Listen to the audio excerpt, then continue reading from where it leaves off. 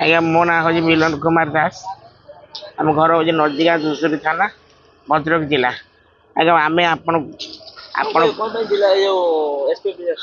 SP के office आसीचु धूसुरी थाना को आम गोटे केस बारंबार बारंबार जावा सत्वे आमको उचित न्याय प्रदान मिलूनी। आगे आम बापा गोटे घर करते आम भाई दुई भाई गोटे भौणी 3 जन हैंडिकाप माँ मध्य कैंसर असुस्थ आम देख बापा ना पट्टा आज बापा मरी जाइए बापा ना पट्टा पाँच सबकि अच्छी सरकार को जय मजे आम दौचु देला गगन दास सपन दास शकुंतला दास आर बड़ भाई गोटे रोज हल्दिया चाकरी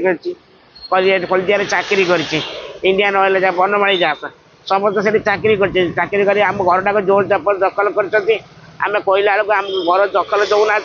छाड़ूना आज्ञा है कि ये विषय में बहुत बार केस थाना कलुण कहवा द्वारा आमको माराधारा कर टर्चर करमती आमको जो मैंने साहय कर गोड़े दौरान आम बहुत बार थाना गलुण से आम किसी दिन तले आईएससी को आम भेटी